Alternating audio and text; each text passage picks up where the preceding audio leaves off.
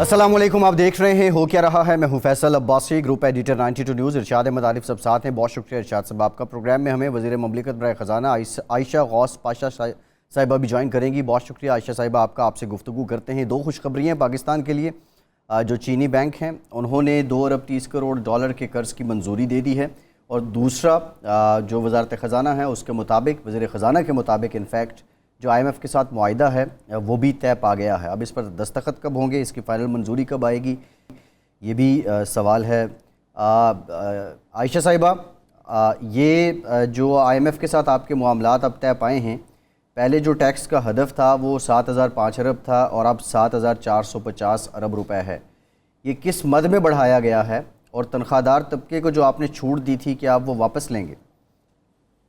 जी, बिस्मिल्लाहिर्रहमानिर्रहीम। देखिए, गुजारिश ये है कि IMF से हमने मुज़ाकरात में थोड़ा सा टाइम हमें लग गया, इसीलिए कि हम ये चाह रहे थे जो बातें IMF से पिछली गवर्नमेंट ने जब EFF साइन किया तो उनसे एग्री किया था और लिया था, और एक फ्रेमवर्क एग्री किया तय हुआ था कि हर साल क्या क्या करना है। तो पिछले दिसंबर में भी उन्होंने कुछ चीज़ें, दिसंबर 2021 में उन्होंने एग्री किया था कि क्या क्या चीज़ें उनको करनी है। तो उन चीज़ों के हिसाब से वो हमें आगे बढ़ाना चाह रहे थे। हुआ ये कि उन्होंने न सिर्फ ये कि उनमें से बहुत सी चीज़ें नहीं की, बल्कि उसका उलट कर दिया। जैसे पेट्रोलियम डेवलपमेंट लेवी लगानी थी, वो नहीं लगाई। बिजली के निर्ख बढ़ाने थे, वो नहीं किया। और आप जो इनकम टैक्स की बात कर रहे हैं वो करना था, वो भी नहीं किया। और उलट से आन के ये जो सब्सिडी जाते जाते उनको लगा कि हम दे जाएं ताकि परेशान हो जाएं, तो सब्सिडी दे जाए, उससे IMF जो है वो प्रोग्राम सस्पेंड हो गया। अब हो ये रहा है कि वो IMF हमसे सिर्फ वही करवाना चाह रहे हैं जो पहले गवर्नमेंट ने एग्री किया हुआ था, पिछली गवर्नमेंट ने। और हमने बहुत बार उनसे कहा कि देखें, क्योंकि पिछली गवर्नमेंट ने वो तो ग्लोबल सुपर साइकिल में नहीं थी प्राइसेस के, उस वक्त तो यूक्रेन वॉर नहीं हो रही थी, उस वक्त तो हालात मुख्तलिफ थे। अब ये सारी चीज़ों का असर हो रहा है, और उसकी वजह से हमारी जो पिछली गवर्नमेंट के कुछ गलत डिसीशंस, जो गलत मरात उन्होंने दे दिए, उसको ही हम वापस ले लें तो हमारे लिए बड़ा बर्डनसम हो रहा है, लोगों के लिए बड़ा बोझ पड़ रहा है लोगों पे। तो आप इसमें थोड़ा हमारी टाइम लगाएं। लेकिन क्योंकि क्रेडिबिलिटी की प्रॉब्लम हो गई, IMF कह रहा आपकी गवर्नमेंट कुछ हामी भरती है, कुछ तय होता है, उसके जाके उलट कर देते हैं। तो एक क्रेडिबिलिटी गैप सा आ गया था, जिसकी वजह से उन्होंने, जब हम उससे ये कह रहे थे कि हम आहिस्ते आहिस्ते ये काम कर देंगे, आप ये तो इस वक्त सब्सिडी हमें कर लेने दें, तो उन्होंने हमसे कहा देखिए ये हमारे साथ पहले हो चुका है, क्रेडिबिलिटी गैप है, आपने अपफ्रंट करना होगा। अब डॉक्टर साहब ये फरमाएं कि अब डॉक्टर साहब अब ये पेट्रोलियम पर जो GST है 11%, इस पर इत्तेफाक हुआ है, जो ख़बरें आ रही हैं, और 5 रुपये लेवी ये 1 जुलाई से आप बढ़ा रहे हैं और GST लगा रहे हैं? GST अभी नहीं लगा रहे, इस पे हमने उनको मना लिया है। अच्छा, हम उनसे ये कह रहे हैं कि हम बजाय GST लगाने के हम आपको रेवेन्यू कलेक्ट करके देंगे, साहिब सरवत लोगों पे ज्यादा टैक्स लगा के। अच्छा, हमने उनसे ये कहा, हमने काफी, आपने बजट में देखे होंगे 3-4 एरियाज ऐसे हैं जो बिल्कुल उम्रा के एरियाज हैं, जिसमें प्रॉपर्टी है, जिसमें आपकी हायर सुपर टैक्स है ज्यादा इनकम के लोगों पे। हम उन पे जिनकी प्रॉफिट बढ़ रहे हैं, जैसे बैंक्स हैं, हमने उन पे ज्यादा टैक्स लगाया। हमने उनसे कहा देखिए जो GST पिछली गवर्नमेंट ने आपसे एग्री करा हुआ था पेट्रोलियम पे, वो हमें अभी आप छोड़ दें, और हम आपको इस मद में, दूसरे मद में, जिसकी बोझ आम आदमी पे ना पड़े बल्कि साहिब सरवत लोगों पे पड़े, वो टैक्सेस लगा के देंगे। इसलिए हमने उनको कन्विंस किया है, इस पे उन्होंने हमारी बात मानी है, और हमसे ये कहा है अच्छा अगर आप ये कर सकते हैं तो हमें करके दिखाएं। हमें कुछ लोग ये भी बात कर रहे हैं कि क्यों टाइम लग रहा है, IMF से निगोशिएशन अच्छी नहीं थी, इसलिए हाथ से कि क्रेडिबिलिटी गैप था तो टाइम लग गया। लेकिन हमने जो पिछली गवर्नमेंट ने पक्की बातें मानी थी, उनको तो मानना ही है इवेंचुअली। जहां हम किसी और तरह उनको मनवा सके कि हम उतना हदफ किसी और तरह पूरा कर देंगे, हमने पूरी कोशिश की है। जैसे हमने मेजर वगैरह दिए थी। डॉक्टर साहब 2 चीज़ें जो नज़र आ रही हैं वो ये है कि उन्होंने लेवी जो मानी थी वो 30 रुपये मानी थी, आप 50 रुपये मान गए हैं, और वो जो टैक्सों का हदफ था वो तकरीबन 7,000 था, आप 7,450 पे ले गए हैं। تو اس کا مطلب ہے آپ ان کے مقابلے میں آپ نے زیادہ شرائط مانی ہیں IMF کی. میں گزارش کروں، ان کا ہدف بالکل 7,000 نہیں تھا، وہ ہم ان کو سجیسٹ کر رہے تھے IMF کو.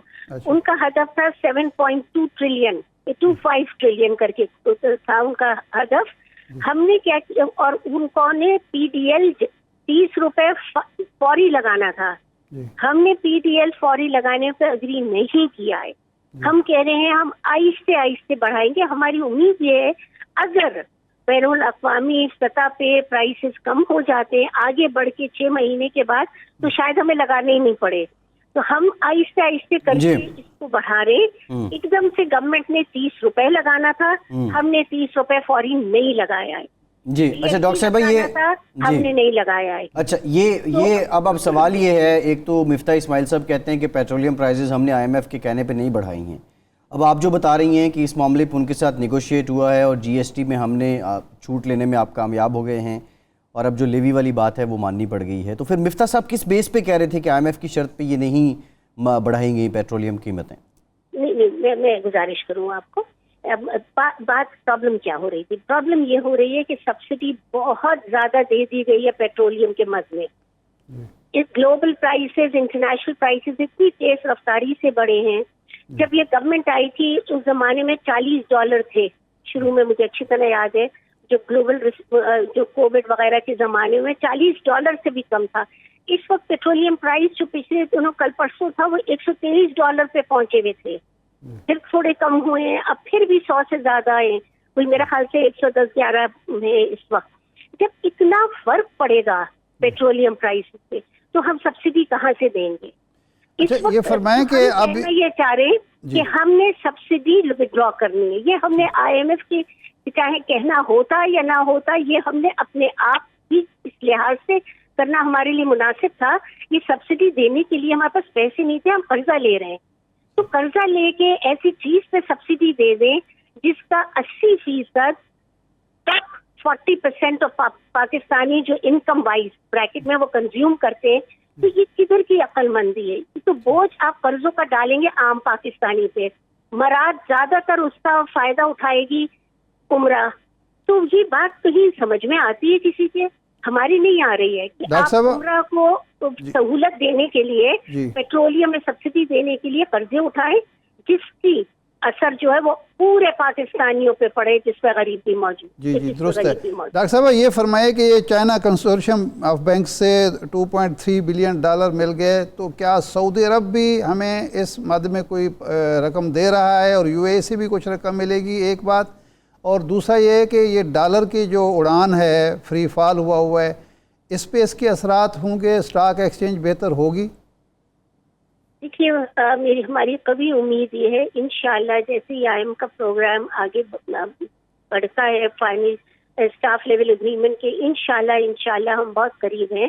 یہ ہو جاتا ہے تو ایک مارکیٹ میں پرسیپشن اچھا ہوتا پاکستان کی، جسے کہنا چاہیے یہ پاکستان کے لیے بہت اچھا سگنل ہوگا. اس سگنل کی وجہ سے جو ملٹی لیٹرل ایجنسیز ہیں جیسے ورلڈ بینک ہے، ایشین ڈیولپمنٹ بینک، ان کی بھی ذرا آپ پہ کانفیڈنس بڑھتا ہے، آپ کی اکانومی پہ آپ کا رسک پرسیپشن کم ہوتا ہے. آپ ان سے بھی انشاءاللہ ان سے بھی جو سافٹ لونز ان کے بہت ہی سستے 1-2-2.5% پہ لونز ہوتے ہیں وہ مل جاتے ہیں. ایزی لونز ہوتے ہیں، لمبے ٹائم کے لیے ہوتے ہیں، وہ بھی مل لیں گے انشاءاللہ. ہمیں کبھی امید ہے. اور جو ہمارے برادر ممالک ہیں، جو ہمارے دوست ممالک ہیں، چاہے چین ہے چاہے باقی ہیں، ہمیں امید یہ ہے کہ ادھر سے بھی یہ چیزیں شروع ہو جائیں گی. تو جب اوور آل ایکسٹرنل فائنانسنگ کی انفلو بڑھے گی، یعنی بین الاقوامی ڈالر کی انفلو پاکستان میں آنا شروع ہو جائے گی، تو ڈالر آپ ہی اسٹیبلائز ہو جائے گا انشاءاللہ. جی اچھا، لاسٹ کویسچن ڈاکٹر صاحبہ، لاسٹ کویسچن. ایک تو یہ بتا دیجئے جو شرح سود ہے جو چین نے ابھی قرض کی منظوری دی ہے اس میں وہ کیا ہے، اور دوسرا جو تنخواہ دار طبقے کو آپ نے چھوٹ دی تھی، آپ نے ٹیکس سلیب 12 سے 7 کیے تھے، اب کیا دوبارہ 12 کر دیے گئے ہیں؟ دیکھیے وہ چائنا سے فائنانسنگ ایزی ٹرمز پہ ہوتی ہے ریلیٹیولی اسپیکنگ. اس وقت ہم باہر پاکستان کی ریٹنگ جو ہے وہ بہت ہائی ہے. یہ سب جو ہے اس کے مقابلے میں بہت ایزی ٹرمز ہیں. ایک دوسری یہ کہ آپ جو پرسنل انکم ٹیکس کی بات کر رہے ہیں کہ سیلریڈ لوگوں پہ جیسے میں نے آپ سے کہا یہ پچھلی حکومت نے جو پرسنل انکم ٹیکس کے ریفارمز تھے یہ طے کیے تھے کہ ہم یہ لے کر آئیں گے. لیجسلیشن انہوں نے شروع کر دی تھی بٹ وہ ڈسرپٹ ہو گئی اس لیے کہ ان کو جانے کے دن نظر آنے لگے تو انہوں نے سب چیز روک دی. یہ پہلے سے طے تھا. ہم نے بیچ میں بہت کوشش کی IMF کو منانے کے لیے کہ اس کو تھوڑا ڈیلے کر سکتے ہیں ہمیں.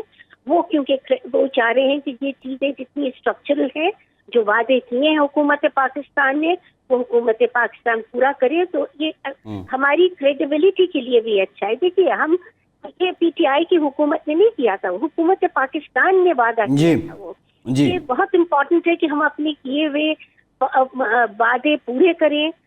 جو خوددار نیشنز ہوتی ہیں, پروقار نیشنز ہوتی ہیں, وہ اپنی بات رکھتی ہیں اور اس طرح ہم بیونڈ اے پوائنٹ ان کو منا تو سکتے تھے بٹ ہم اس پہ اسٹینڈ نہیں لے سکتے. اس لیے ہم نے خود اگری کیا ہوا تھا, بے شک وہ PTI حکومت نے کیا ہو, پاکستان کی حکومت نے کیا تھا. ٹھیک, بالکل ٹھیک. بہت شکریہ وزیر مملکت برائے خدشہ غوث پاشا صاحبہ, آپ کے وقت کا آپ ہمارے ساتھ موجود تھیں.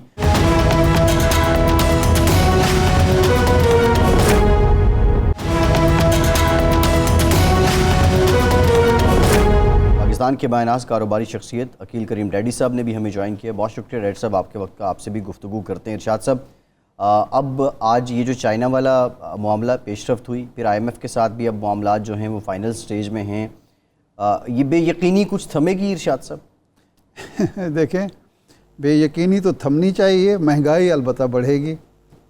ایک وعدہ جو تھا IMF سے ہوا ہوگا, PTI نے کیا ہوگا, ایک عوام سے انہوں نے وعدہ کیا, IMF کے وعدے کی پاسداری ہو رہی ہے. عوام سے بھی موجودہ حکمرانوں نے وعدہ کیا تھا کہ جب ہم اقتدار میں آئیں گے مہنگائی کو ختم کریں گے, بے روزگاری ختم کریں گے, اور عمران خان صاحب نے جو بارود سرنگیں بچھائی ہیں معیشت میں وہ ہٹائیں گے. لیکن الٹا ہی کام ہو رہا ہے کہ مہنگائی بڑھ رہی ہے, اور یہ جو 445 کے نئے ٹیکس مان لیے گئے ہیں, ظاہر بات ہے کہ یہ بھی بوجھ عوام نہیں اٹھانا, ایک ٹیکسوں کی داستان ہے ارشاد صاحب, وہ تو آج ہم بیان کہا کریں یہ گے. جاتا ہے کہ جی بڑے لوگوں پر, اشرافیہ پر بھی, اشرافیہ بھی تو اپنا ٹیکس جو ہے, جو بوجھ ہے وہ غریب آدمی پر ہی منتقل کرے گی. ایک کاروباری جو ہے وہ ادھر منتقل کرے گا, دوسرا جو ہے وہ ٹرکل ڈاؤن ایفیکٹ جو ہے وہ تو سب کو ہوگا.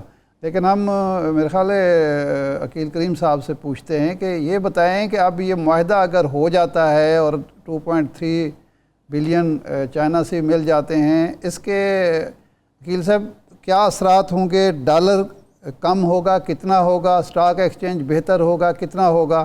اور باقی معیشت پر کیا اثرات ہوں گے؟ ذرا اس حوالے سے بریف کیجیے.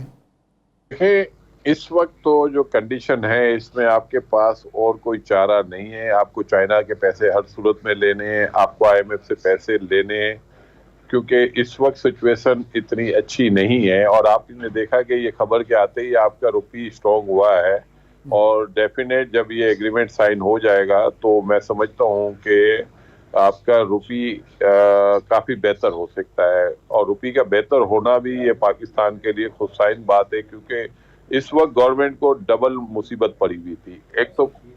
ایک کو کوموڈیٹیز کی پرائز بڑھ رہی تھی, دوسرا بہت بڑی سبسڈی ہم دے رہے تھے, تیسرا ہمارا روپی پچھلے 4.25 سال میں 100% ڈی ویلیو ہو گیا, تو 1 روپیہ 8 آنے رہ گیا. تو یہ اسی کی وجہ سے یہ ساری مصیبت آتی ہے. اور پھر آپ نے IMF سے جو سائن کیے ہوئے ایگریمنٹ, وہ ایگریمنٹ اب آپ ہی کی گورنمنٹ کا ہم نام لیں گے, پچھلی گورنمنٹ کا ہم کہنا مناسب نہیں سمجھتے, کیونکہ جب آپ آئے ہیں تو آپ کو تیار ہو کے آنے کی ضرورت تھی. تو ہمارے ملک میں ایک مصیبت یہ ہے کہ جو آتا ہے وہ یہ کہتا ہے پچھلے نے یہ کر دیا. وہ بھائی پچھلے نے کیا, پچھلا بھی پاکستان تھا اور آپ بھی پاکستان ہے, تو بس اب پاکستان نے ایگریمنٹ سائن کیا ہے اور پاکستان نے اس کو صحیح کرنا ہے. تو اس وقت ڈیفینیٹ لوگوں کو پرابلمز ہوگی, کیونکہ دنیا میں سلو ڈاؤن شروع ہو چکا ہے. لیکن اس گورنمنٹ کو دوسری طرف ایک فائدہ ہے کہ جو کروڈ کی پرائز ہے وہ کافی نیچے آئی ہے. لیکن ظاہری بات ہے کہ اس وقت پیٹرولیم پروڈکٹ جو ہے, جو فنش گڈ ہے, وہ ابھی بھی پرائز ان کے ڈفرنشل بہت زیادہ ہے. تو اس وجہ سے یہ پوری خوشخبری نہیں ہے, کیونکہ ہم یہ سمجھتے ہیں کہ گورنمنٹ کو ابھی اور بہت سارے مشکل ڈیسیزن لینے ہیں. جیسے بجٹ میں انہوں نے ٹیکس نیا لگانا ہے, اس کے علاوہ آپ کو جو لیوی ہے جو پیٹرولیم جی وہ بھی آپ کو پاس آن کرنی ہے. وہ انہوں نے شاید کنڈیشن میں شاید یہی کہا ہے کہ منتھلی 5 روپے آپ کو بھرانے ہیں. لیکن یہ ساری چیزیں کرے بغیر آپ کے پاس کوئی راستہ اچھا ہے. ڈیڈی صاحب جو شرح سود ہے وہ 13.75% ہے. مہنگائی آپ کے سامنے ہے. اگر ہمارے پاس اگلے 15-20 دنوں میں 7-8 ارب ڈالر آ جاتے ہیں, 2.3 چائنا کے آگے, پھر IMF, پھر سعودی عرب, پھر UAE, آپ جو کاروباری لوگ ہیں آپ اس پوزیشن میں ہوں گے کہ لوگوں کی قوت خرید جو کم ہو رہی ہے, بے روزگاری بڑھ رہی ہے, آپ مزید روزگار لوگوں کو دے سکیں, یا آپ سمجھتے ہیں کہ کاروباری طبقہ یہ سب ہونے کے باوجود بھی مشکل میں ہی رہے گا؟ میں یہ کہہ رہا ہوں نا کہ ابھی تھوڑا سا سلو ڈاؤن ہے, تو ابھی اکنامی اس طرح پرفارم نہیں کرے گی. اور یہ جو سلو ڈاؤن جو ہے اس کی وجوہات بھی ہے کہ جب آپ مانیٹری ٹائٹنگ میں جاتے ہیں نا تو بزنسز وغیرہ کو روکنا پڑتا ہے, آپ کو ہولڈ کرنا پڑتا ہے. یہاں سے پھر آپ گروتھ اورینٹڈ پالیسی پہ نہیں جا سکتے. جب ہائر انٹرسٹ ریٹ ہوتا ہے تو آپ اپنے کاروبار میں اضافہ نہیں کر سکتے. اس کو آپ کوشش کرتے ہیں کہ آپ کا امپورٹ کا بل کم ہو. پہلی جو کوشش ہوتی ہے نا یہ مانیٹری ٹائٹننگ کی کہ آپ اپنا امپورٹ بل کم کریں, لوگوں کے بائنگ پاور کو کم کریں, لوگ خرچ کم کریں. تو یہ جو چیزیں ہیں یہ باقاعدہ ایک ٹول ہوتا ہے جس کو ہم کہتے ہیں کہ لوگوں کو بائنگ پاور کو کم کرنا. اسی کی وجہ سے یہ جو IMF نے ان کو کہا ہے نا کہ آپ کو ٹائٹننگ میں جانا ہے, تو وہ ٹائٹننگ اسی کو کہتے ہیں نا کہ آپ انٹرسٹ ریٹ کو بڑھا دو, روپی کو آپ ڈی ویلیو کر دو. تو یہ ایک اسکول آف تھاٹ ہے جو میں سمجھتا ہوں یہ کرتے ہمیشہ سے کرتے آئے ہیں. لیکن اگر ہم یورپ اور امریکہ کو دیکھنے جاتے ہیں تو یہ 2008 کے بعد اس سے باہر چلے گئے تھے اور یہ چیزیں امپلیمنٹ نہیں ہو رہی تھی. لیکن اب پچھلے دنوں ہم نے دیکھا ہے کہ دنیا میں, یورپ میں, امریکہ میں بھی انٹرسٹ ریٹ بڑھنا شروع ہو گئے ہیں. انہوں نے بڑی کوشش کی ہوگی لیکن ان کے یہاں کامیابی نہیں ہوئی, اور اب وہ پھر اسی پریکٹس پہ آ گئے جو 2008 سے پہلے ہوتی تھی کہ آپ ٹائٹنگ میں جائیں. تو یہ اب دنیا کا ہر ملک اس طرف جا رہا ہے اور پاکستان کو بھی اسی طرف بھیجا جا رہا ہے. لیکن اس وقت اگر ہم دیکھتے ہیں کہ دنیا کے کون کون سے ملک ہیں جہاں نیگیٹو انٹرسٹ ریٹ ہے, تو میں یہ سمجھتا ہوں پوری دنیا کے ہر ملک نیگیٹو انٹرسٹ ریٹ میں بیٹھا ہوا ہے. پاکستان بھی نیگیٹو ہو سکتا ہے لیکن قدرے کم ہوگا. عقیل کریم ڈیڈی صاحب گفتگو کا سلسلہ یہیں سے جوڑیں گے, ایک بریک کے بعد واپس آتے ہیں ہمارے ساتھ.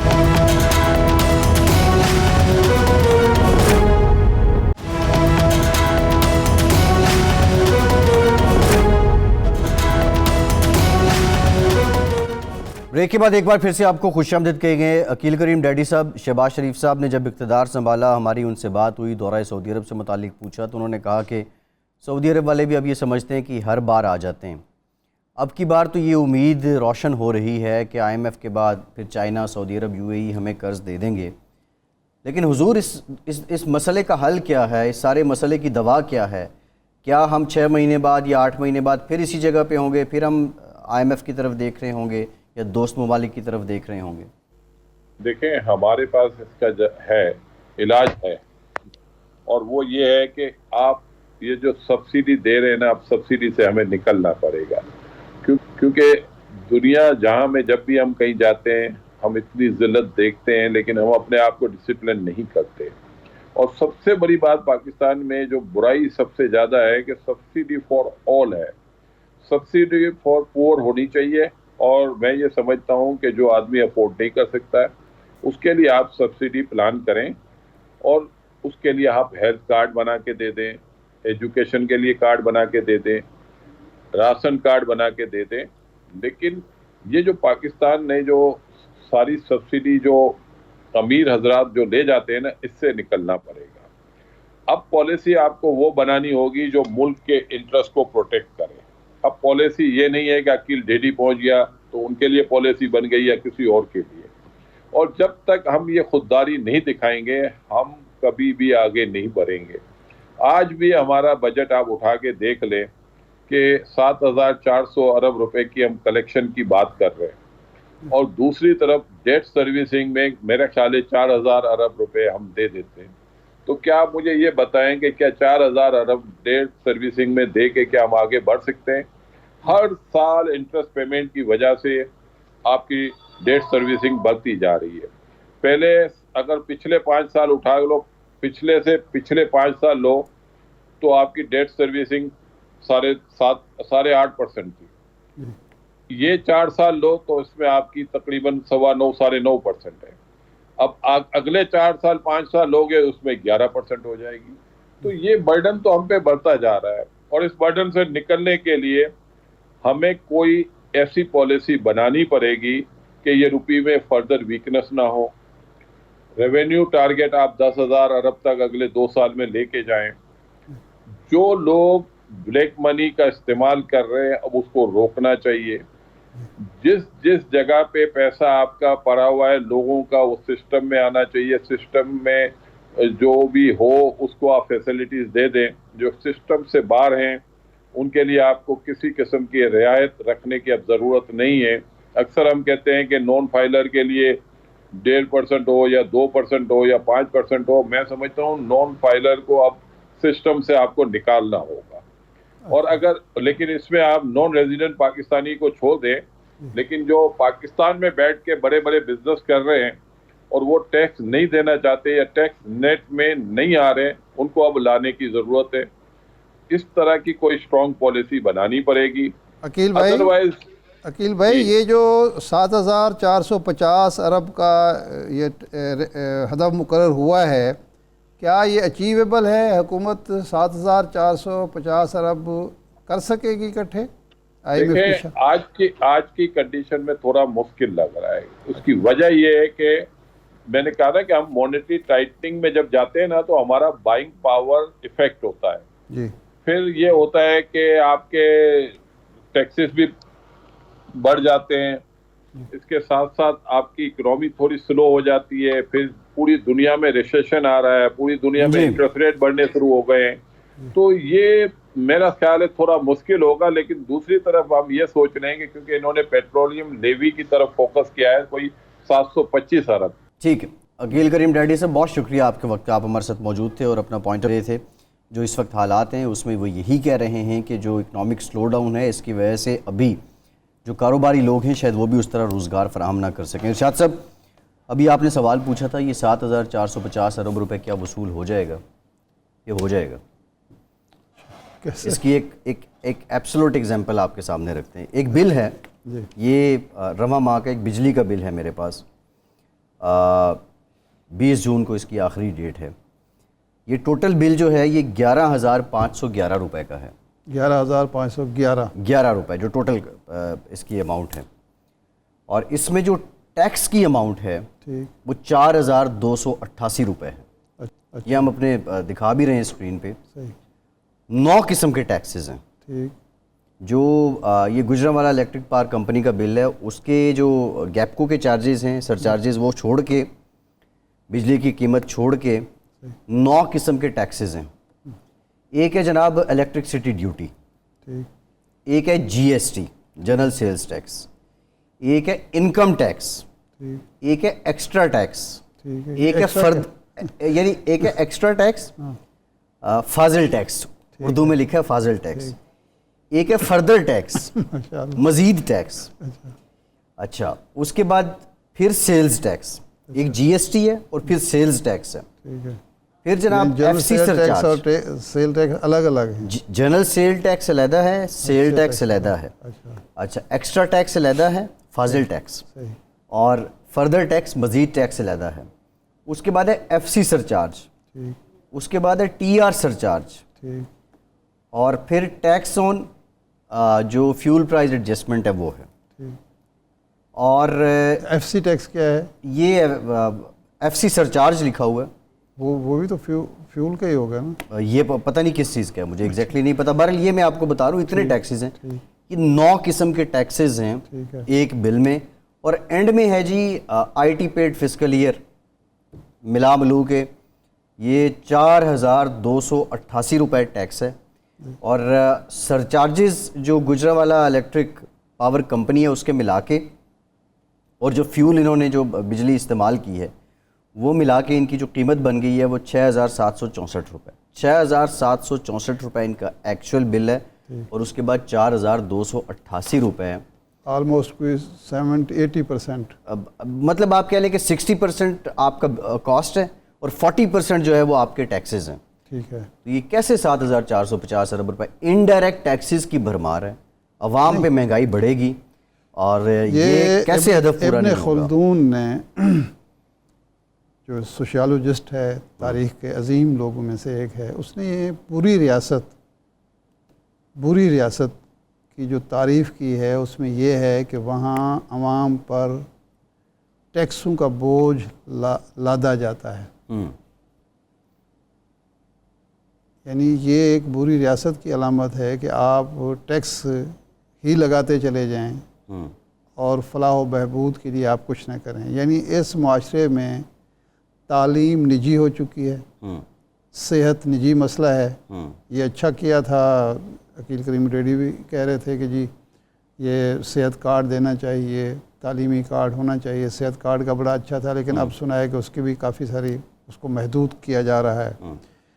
تو آپ ایک آدمی بجلی جو ہے 6,000 کی خرچ کر رہا ہے، یعنی لے آپ اس سے 11,000 ہیں. اچھا وہ جو 6,000 آپ کا ریٹ ہے، کیا وہ اس بیس پر ہے کہ وہ یعنی ایک آپ نے منصفانہ ریٹ ہے، جوڈیس وہ ہے ریٹ ہے، کہ اس میں بھی گھپلا ہے، کہ اس میں بھی وہ ڈالے ہوں گے اس نے؟ تو آپ ایک طرف جو ریٹس لگاتے ہیں وہ منصفانہ نہیں ہوتے، جابرانہ قسم کے ریٹ، آپ کی مرضی کے ریٹ لگاتے ہیں. اور اس کے بعد یہ 21 روپے 34 پیسے یہاں پہ ریٹ لگا ہوا ہے. 317 یونٹ اس نے کنزیوم کی.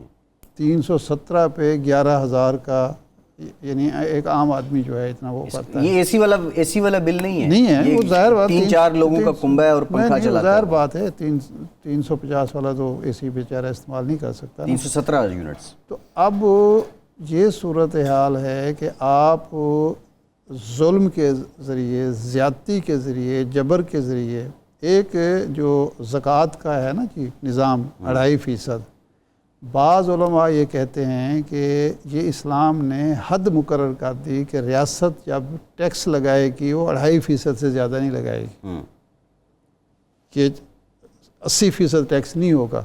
6,000 کی بجلی آپ خرچ کریں اور آپ 4,500 اس پر ٹیکس دیں. جی تو یہ غیر منصفانہ ہے، اور اسی لیے تو لوگ چیختے ہیں، چلاتے ہیں، کہتے ہیں کہ یہ ریاست جو ہے ماں کے جیسی نہیں ہے. انہی یہ اسی طرح کے ایک سلسلہ ہم نے 2018 میں بھی پوائنٹ آؤٹ کیا تھا، اور یہ ایک روایت ہے، یہ نہیں ہے کہ یہ ابھی ہو رہا ہے، یہ ایک روایت ہے. سرکاری محکمے جو ہیں یا جو بھی، یہاں کوئی پوچھنے والا نہیں ہے. بالکل ٹھیک. $1 کی قیمت میں 1 روپیہ اضافہ ہو جائے تو گاڑیوں والے ریٹ بڑھا دیتے ہیں، اور پتہ چلتا ہے جی 1 لاکھ گاڑی پر ریٹ بڑھ گیا، 5 لاکھ بڑھ گیا، 10 لاکھ، 14 لاکھ جی ریٹ بڑھے ہیں. ٹھیک ہے. ایک ارشاد صاحب ایک بریک ڈالر لیتے کی ہیں، قیمت بڑھ گئی، ایک بریک لیتے ہیں. اور بریک یہ ٹیکس وصولی نظام جو ہے اس میں جو لوگ فائلر ہیں اب ان پہ کیا بیتتی ہے، یہ بریک کے بعد آپ کو بتاتے ہیں. ہمارے ساتھ رہیے.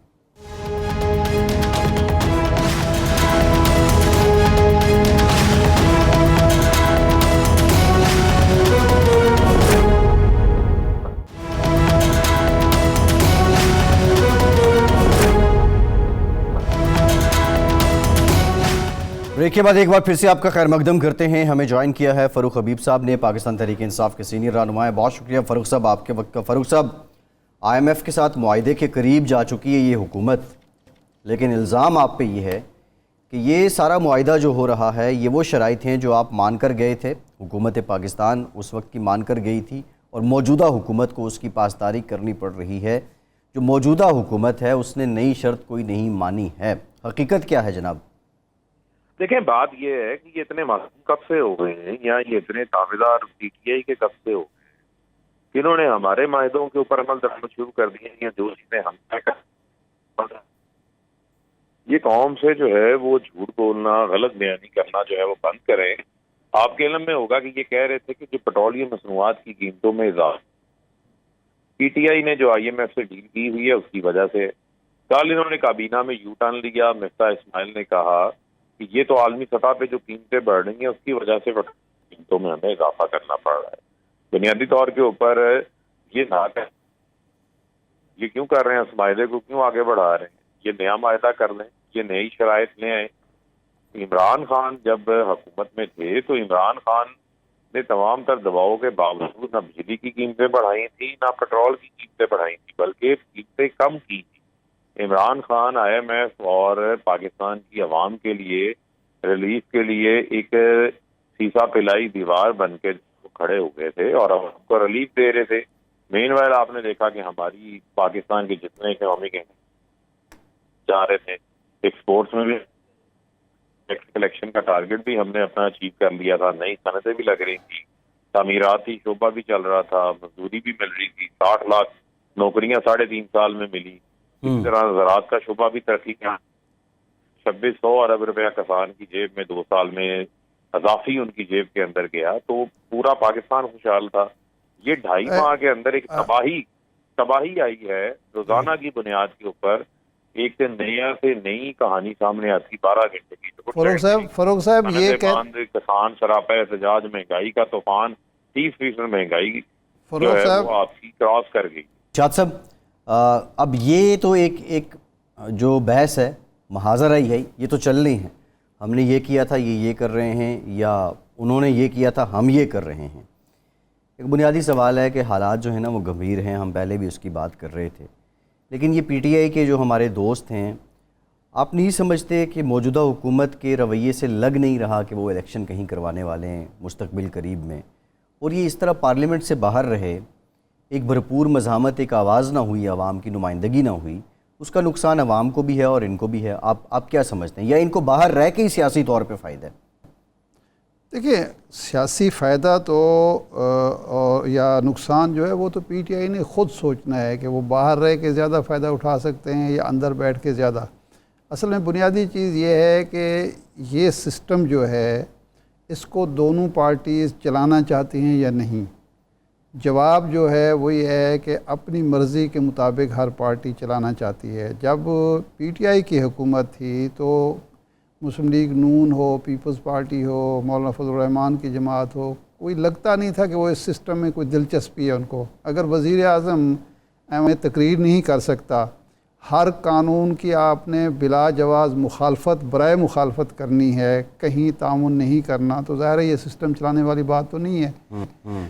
تو یہ ہمارے ہاں ایک روایت بن چکی ہے، کوئی بھی سیاسی جماعت ہو وہ اپوزیشن میں ہوگی تو مخالفت برائے مخالفت کرے گی، اور حکومت میں ہوگی تو سارا ملبہ سابقہ حکومت پہ ڈالے گی۔ جی، اب اس کا اختتام کب ہوگا، کیسے ہوگا، یہ ہم کچھ کہہ نہیں سکتے۔ یہ تو ارشاد صاحب اچھا، یہ جو ٹیکس ہے آپ دیکھیں نا، یہ جو ظاہر بات ہے یہ کوئی امیر آدمی نہیں ہے جو 300 317 یونٹ جلاتا ہے، وہ غریب ہے۔ اس کی اگر زیادہ سے زیادہ میرا خیال ہے آمدنی ہوگی تو 40-50 ہزار سے زیادہ نہیں ہو سکتی، بالکل ایسا، میکسیمم اتنا جی ہوگا۔ بالکل ایسا۔ اب 40 یا 50 ہزار میں سے 11 ہزار تو اس کے نکل گئے، اور باقی ٹیکس بھی یہ دیتا ہوگا۔ یہ جو ماچس خریدتا ہوگا اس پہ ٹیکس دیتا ہوگا، جو چاول خریدتا ہوگا، چینی، دال، ہر چیز پہ ٹیکس دیتا ہوگا۔ بالکل ایسے۔ جی فاروق صاحب آپ اگر سن سکتے ہیں تو ذرا یہ اس سوال کا جواب دے دیں۔ یہ حکومت کہتی ہے جو آخر میں جاتے جاتے آپ کر گئے، اس کی وجہ سے IMF کے ساتھ ہمارا ٹرسٹ ڈیفیسٹ بڑھا،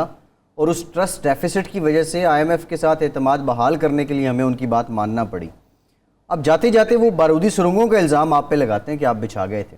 دیکھیں، بارودی سرنگیں تو یہ لگا یہ جو 700 ارب روپے کا 750 ارب روپے کا جو انہوں نے پیٹرولیم لیوی ان کے ساتھ طے کیا ہے، اس کا مطلب یہ ہے کہ یہ پیٹرولیم لیوی 50 روپے کے اوپر لے کے جانے لگے، جو انہوں نے ہر ماہ لگانا ہے۔ ابھی انہوں نے کہہ رہے ہیں بڑی جی IMF سے خوشخبری آ گئی، خوشخبری نہیں آ گئی، یہ پاکستان کی عوام کے لیے ایک بہت بڑی بری خبر ہے کہ جو انہوں نے نئے ٹیکسز کرنے جا رہے ہیں۔ اور آپ یہ دیکھیں یہ کیسی نکمی نااہل حکومت ہے جنہوں نے پہلے ایک بجٹ دیا، پھر دوسرا بجٹ دیا، اب یہ تیسرا بجٹ IMF کے کہنے کے اوپر اسمبلی میں لے کر آ رہے ہیں، جو ان کی فگرز ہی نہیں ملتی۔ ضمنی بجٹ تھا، اس کے اندر ہر طرف ناکامی نظر آ رہی ہے، اور ہماری حکومت کے اوپر یہ ڈالنے کی بات کر رہے ہیں، جبکہ ہمارا کسی قسم کا کوئی ٹرسٹ ڈیفیسٹ نہیں تھا، ہمارا معاہدہ بڑا زبردست جا رہا تھا، جس کی بنیاد کے اوپر IMF نے ہمیں پیسے بھی دیے تھے، ہم انہیں کنوینس نہیں، وہ لیوی تو 4 روپے پر منتھ بڑھانے کی آپ نے بھی کمٹمنٹ کی تھی نا، وہ تو شوکت ترین صاحب نے اعتراف کیا تھا۔ وہ تو پچھلا بجٹ گزر گیا نا،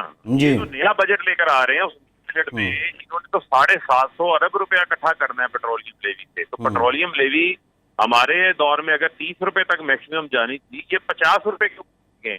انہوں نے جی ایس ٹی بھی 17% لگانی ہے. دوسری جانب یہ اپنے بجٹس کہاں سے کٹ کر رہے ہیں، یہ اپنا اخراجات کہاں سے کم کر رہے ہیں. جس ملک کا وزیر اعظم بلا وجہ 5 غیر ملکی دورے کیے ہوں، اس نے 50 روزہ حکومت کے اندر 11 روز ملک سے باہر رہا ہو، جہاں وزیر اعظم ہاؤس کے اندر کھابے کھل چکے ہوں، جہاں پر آپ کو لوگوں کو کہہ رہے ہیں کہ ایک کپ کر دیں، ہمارے پاس زہر کھانے کے پیسے نہیں، وہاں پر 18 کروڑ روپیہ پی ٹی آئی کے احتجاج کو روکنے کے لیے آج جاری ہوا ہے، اور وزراء کے گھروں کی تزئین و آرائش کے لیے اسی سے پیسے مانگ لیے ہیں.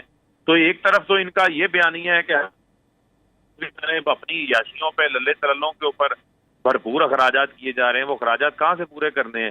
قرضے لے کے پورے کرنے ہیں آئی ایم ایف سے.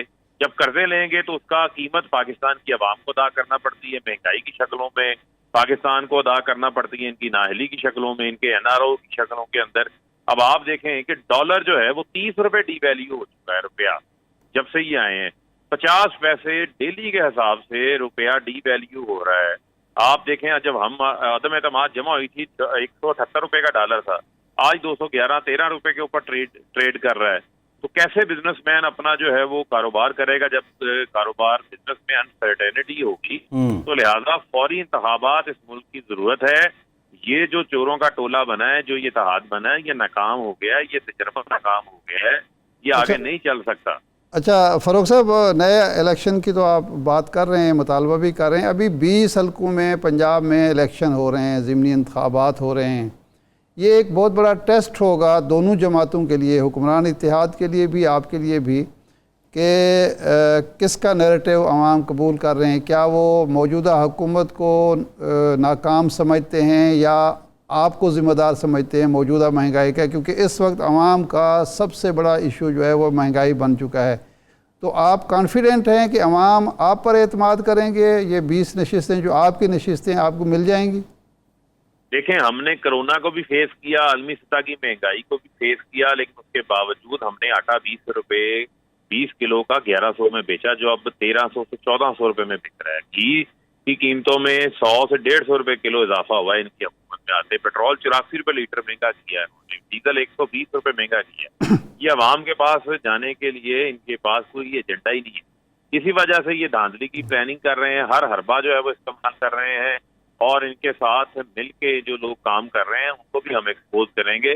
اور ہم یہ بتانا چاہتے ہیں کہ پاکستان کی عوام کی جو حق رائے دہی ہے، جو عوام کا مینڈیٹ ہے، جو عوام چاہتی ہے، اس کے حق میں اگر کوئی ڈاکہ ڈالے گا تو پھر اس کے نتائج بہت سنگین ہوں گے. وہ پھر کسی سے روکے نہیں جا سکیں گے. لہٰذا فری اور فیئر انتخابات، چاہے وہ ضمنی انتخابات ہوں چاہے وہ عام انتخابات، وہ بہت ضروری ہیں. جس کو عوام مینڈیٹ دے اس کو آنے دیں. ابھی حمزہ شہباز کو وزیر اعلیٰ رکھنا ہے تو جناب 5 نشستیں بھی نوٹیفائی نہیں ہوتی. صحیح ہے فاروق حبیب صاحب، بہت شکریہ. آپ کے وقت کا عوام کا کوئی راستہ نہیں ہے، لیکن اب عوام کے لیے آپ کیا کر رہے ہیں یہ بھی ایک سوال ہے. ارشاد صاحب، ہم ذرا اس ٹیکس کہانی کی طرف واپس آتے ہیں. ایک سوال ہے، یہ کہہ رہا تھا کہ یہ جو صاحب ہیں، یہ صارف ہیں بجلی کے، یہ ماچس پہ بھی ٹیکس دیتے ہوں گے، جتنی بھی یہ خریداری کرتے ہیں اس پر یہ ٹیکس ادا کرتے ہیں. اب وہ جو جہاں ٹیکس دیتے ہیں، یہ جس مارکیٹ میں جس دکاندار کو وہ آگے جمع کراتا ہے نہیں کراتا، یہ اس کا مسئلہ نہیں ہے. لیکن اس کے باوجود اتنا زیادہ ٹیکس ہے، یہ ایک چیز ہے. باقی سارے بھی معاملہ یہی ہے. پرابلم ہی یہ ہے کہ جب ریاست ایسے حالات پیدا کر دے کہ لوگ ٹیکس دینے کی بجائے رشوت دینا مناسب سمجھیں، تو وہاں پھر یہ صورتحال پیدا ہوتی ہے جو ہمیں نظر آ رہی ہے. ہم ایک طرف کہتے ہیں کہ لوگ ٹیکس نہیں دینا چاہتے، لیکن ٹیکس دینے کے لیے آپ نے ماحول کیا بنایا ہوا ہے.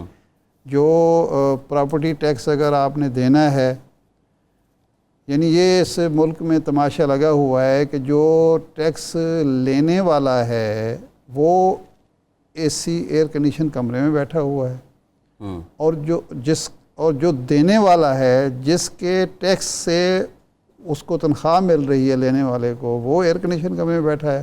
اور دینے والا بیچارہ خواہ وہ اس نے بجلی کا بل دینا ہو، ٹیلی فون کا بل دینا ہو، کوئی اور ٹیکس جمع کرنا، پراپرٹی ٹیکس، وہ بینک کے باہر دھوپ میں चलचलाती धूप में अच्छा लगा हुआ है, कतार में लगा हुआ है और उसके लिए कोई सहूलत नहीं है। हम न तो ऐसे माहौल में फिर लोग जो है वो तरजीह देते हैं कि ठीक है, क्योंकि वो शॉर्टकट पे जाएं, बैठा शॉर्टकट पे जाएं। हाँ, ये एक रिवायत बन चुकी है और ये एक बल्कि कल्चर बन चुका है। इसको बुरा नहीं समझा जा रहा, रिश्वत को सोसाइटी में बुरा नहीं समझा जा रहा। जब नून लीग पिछली बार हुकूमत में थी 2018 में, तो हम ये बात किया करते थे, हाँ सब नारा लगाते थे मैं टैक्स फ्रेंडली सिस्टम बना दूंगा।